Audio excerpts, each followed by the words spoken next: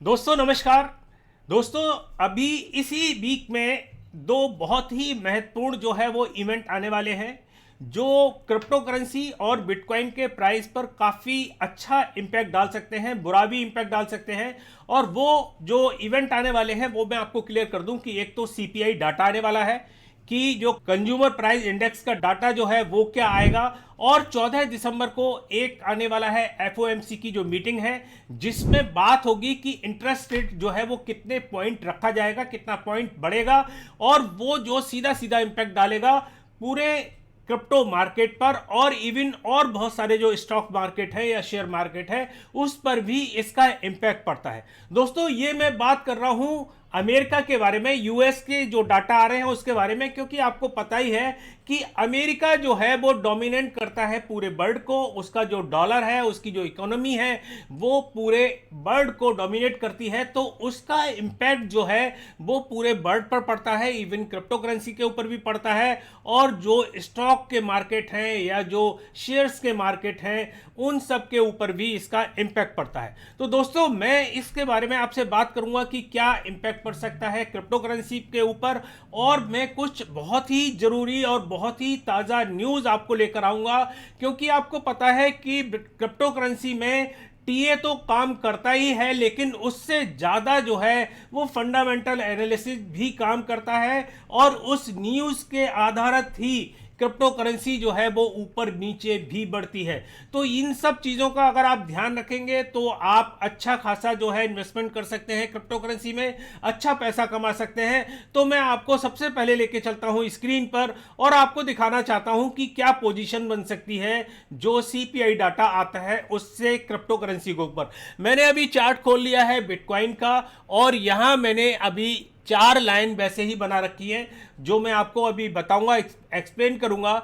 तो मैं आपको बता दूं कि जो मेरी एक तरीके से फोरकास्ट है या जो मेरा अंदाज है वो मैं आपको बता रहा हूं कि जो सीपीआई डाटा आना है वो जो आएगा वो करीबन 7.1 प्लस माइनस 0.2 के आसपास आ सकता है। मतलब 7.03 भी आ सकता है और 6.9 भी आ सकता है। दोस्तों मैं आपको क्लियर कर दूं कि जो सीपीआई डाटा है वो डायरेक्ट जो है वो रिलेशन करता है इन्फ्लेशन से। अगर सीपीआई डाटा कम है तो इसका मतलब यह है कि इन्फ्लेशन जो है, इन्फ्लेशन दर जो है वो कम है, और अगर सीपीआई डाटा ज्यादा है तो इसका मतलब यह है कि इन्फ्लेशन ज्यादा है। हर एक देश का सीपीआई डाटा अलग अलग होता है, इंडिया का अलग होगा, यूके का अलग होगा, अमेरिका का अलग होगा, ऑस्ट्रेलिया का अलग होगा, इस तरीके से हर एक का अलग अलग होता है। लेकिन यहां मैं यूएस मार्केट की बात कर रहा हूं क्योंकि यूएस मार्केट का जो इंपैक्ट है वो पूरे मार्केट, पूरे वर्ल्ड के ऊपर पड़ता है, क्योंकि इसकी इकोनॉमी जो है वो सबसे स्ट्रांग है। दोस्तों अब बात करता हूं एफओएमसी की मीटिंग के बारे में, और एफओएमसी की जो मीटिंग आनी है 14 दिसंबर को, उस पर क्या आ सकता है इंपैक्ट उसके बारे में हम बात कर रहे हैं। तो मैं आपको बताऊं कि अगर जो एफओएमसी की जो मीटिंग है उसमें अगर 25 बेसिक पॉइंट अगर बढ़ते हैं तो ये मान के चलिएगा कि ये बहुत ही बुलिश साइन है। और यहां मैं आपको बताऊं कि बिटकॉइन की जो पोजीशन जो होगी अगर 25 बीपीएस बढ़ता है तो ये होगा कि हल्का सा ये यहां से नीचे डंप लेने के बाद, और ये फिर यहां पहुंचकर ये पहुंचेगा आपका करीबन, इसकी जो टारगेट है मेरे हिसाब से 24,000 से लेकर $25,000 तक की है, क्योंकि बहुत ही ज्यादा बुलिश साइन है अगर 25 बीपीएस बेसिक पॉइंट अगर इसके बढ़ते हैं। अब सेकेंड ऑप्शन जो आता है वो है 50 बीपीएस। अगर 50 बीपीएस बढ़ता है तो ये बिटकॉइन जो है उसकी पोजीशन ये होगी, वो होगी यहां तक, मतलब 20,000 तक ये बिटकॉइन जो है वो अप हो सकता है अगर 50 बेसिक पॉइंट का डिसीजन आता है। लेकिन दोस्तों अगर बस्ट पोजीशन की मैं बात करूं तो 75 बीपीएस का भी रिजल्ट आ सकता है, उसका भी डिसीजन हो सकता है, और उस डिसीजन में कहानी ये होगी कि ये बिटकॉइन जो है वो यहां से यहां जाएगा और यहां से और भी नीचे जा सकता है, और यहां से नीचे जाने के बाद ऊपर उठ सकता है। मतलब कहा जाए कि ये बिटकॉइन जो है वो $15,500 तक भी टच कर सकता है।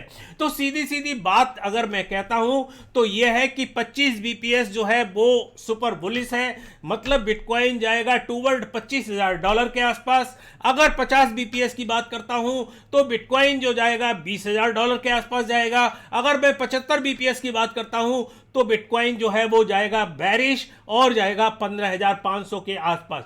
तो इसको नोट करिएगा। अब मैं आपको बताऊं कि क्या पोजीशन बन रही है और क्या उम्मीद किया जा सकता है, क्या फोरकास्ट है, क्योंकि आप लोग पूछेंगे कि गुप्ता जी आपकी फोरकास्ट क्या है।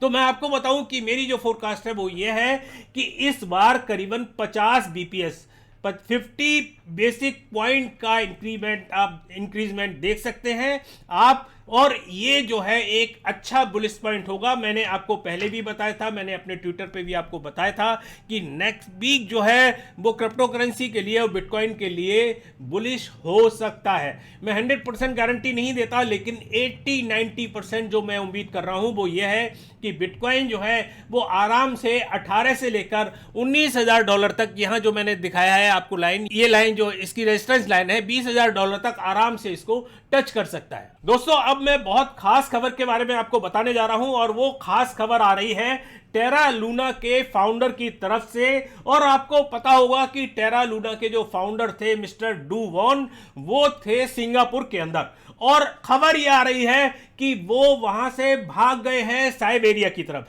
दोस्तों कितनी बड़ी एक तरीके से दुखद बात है कि जो बड़े बड़े एक्सचेंज हैं, चाहे वो एफटीएक्स है, उसका जो मालिक है सैम जो है वो बहमास में बैठा हुआ है। और आप देखिए कि बहमास एक ऐसा कंट्री है कि वहां की गवर्नमेंट को पैसा दीजिएगा, आप आराम से सुरक्षित रहिएगा, वहां की गवर्नमेंट और आपकी सुरक्षा करेगी, उनको तो पैसे चाहिए। और वही चीज अब जो आ रही है वो समझ में आ रही है कि जो टेरा लूना के जो फाउंडर हैं मिस्टर डू वॉन, वो भाग गए हैं साइबेरिया। और जो साउथ कोरिया की गवर्नमेंट है उन्होंने मांग की है साइबेरियन गवर्नमेंट से कि आप इसका प्रत्यारोपण कर दीजिएगा हमारे साथ, क्योंकि हमें इनसे काफी कुछ पूछना है। लेकिन बहुत ही ज्यादा एक तरीके से मुश्किल की बात है कि इस तरीके का कोई भी प्रत्यारोपण हो, क्योंकि ऐसे लोग जो हैं वो पहले से ही अपना एक तरीके से ठिकाना ढूंढ लेते हैं। जैसा कि आपने नीरव मोदी के साथ देखा होगा और जैसा आपने माल्या के साथ देखा होगा, वो भी जो है वो यूके में भाग गया और अभी भी प्रत्यारोपण की चीज चल रही है और इंडियन गवर्नमेंट कुछ भी नहीं कर पा रही। तो इस तरीके की चीजें ये लोग पहले से प्लान बनाकर रखते हैं कि हमको पैसा लेकर भागना है और कहां भागना है जिससे हमें जो है कोई नहीं पकड़े। जैसा कि मैंने आपको पहले के वीडियो में भी बताया था कि जेनेसिस जो है उसकी लिक्विडेशन की जो है वो बात चल रही है, और अगर जेनेसिस की लिक्विडेशन होती है तो मैं आपको बताऊं कि क्रिप्टो मार्केट में एक बहुत बड़ा इंपैक्ट, एक बहुत बड़ा धक्का पड़ सकता है। क्योंकि जो डीसीजी कंपनी है जिसका नाम है डिजिटल करेंसी ग्रुप, उसके अंडर बहुत सारी कंपनियां आती हैं जिनका नाम मैं आपको क्लियर कर देता हूं। मैं आपको स्क्रीन पर दिखा रहा हूं, यहां मैंने डीसीजी के बारे में आपको दिखाया है कि ये देखिए डीसीजी जो है कॉइनडेक्स को, फाउंड्री को, जेनेसिस को, ग्रे स्केल को और लूनो को ये कंट्रोल करती है। मतलब इसकी पेरेंटल कंपनी है जीसीजी, और अगर इन कंपनियों के साथ कुछ भी प्रॉब्लम आती है तो वो जीसीजी के साथ बहुत बड़ा इंपैक्ट आता है। और आपको बताऊं कि ये जितनी भी बड़ी कंपनियां हैं, ये सारी बड़ी कंपनियां जो हैं वो इंस्टीट्यूशनल जितने भी इन्वेस्टर हैं उनको कैटर करती है, उनको प्लेटफॉर्म प्रोवाइड करती है, उनको फाइनेंशियल एडवाइस देती है, उनके बहुत सारी चीजों को जैसे लिक्विडेशन वगैरह है इन सबको लिए वो प्रोवाइड करती है। तो बहुत बड़ा ये एक तरीके से क्रिप्टो करेंसी का, डिजिटल करेंसी का एक बहुत बड़ा प्लेटफॉर्म है। और अगर जैसे कि जेनेसिस के बारे में ये खबर आ रही है कि इसकी लिक्विडेशन होती है तो ये फोर्सली डीसीजी जो है बैंकक्रप्सी की तरफ जा सकती है, और ये एक बहुत बड़ा धक्का हो सकता है। और दोस्तों ये अगर होता है तो मैं आपको बताऊं कि कोई ताकत नहीं है, क्रिप्टो करेंसी और नीचे गिर सकती है, और बिटकॉइन भी जो है वो निसंदेह 10 से 12,000 डॉलर भी जा सकता है और इससे नीचे भी जा सकता है। दोस्तों अब मैं अगली खबर लेकर चलता हूं, और वो खबर आ रही है स्टैंडर्ड चार्टर्ड बैंक की तरफ से। आपको पता होगा कि बहुत बड़ी बैंक है और करीबन 89,000 एम्प्लॉय उसके अंदर काम करते हैं। और उन्होंने क्या कहा है वो मैं आपको स्क्रीन पर दिखा देता हूं, क्योंकि बहुत सारे लोग जो है वो मेरी जबान का विश्वास नहीं करते और कहते हैं सर प्रूफ दीजिएगा, तो मैं वो स्क्रीन पर दिखा देता हूं आपको। खबर जो आ रही है, स्टैंडर्ड चार्टर्ड बैंक ने क्या कहा है कि bitcoin price could fall as low as 5,000 in 2023 में बिटकॉइन जो है वो $5,000 से भी नीचे जा सकता है।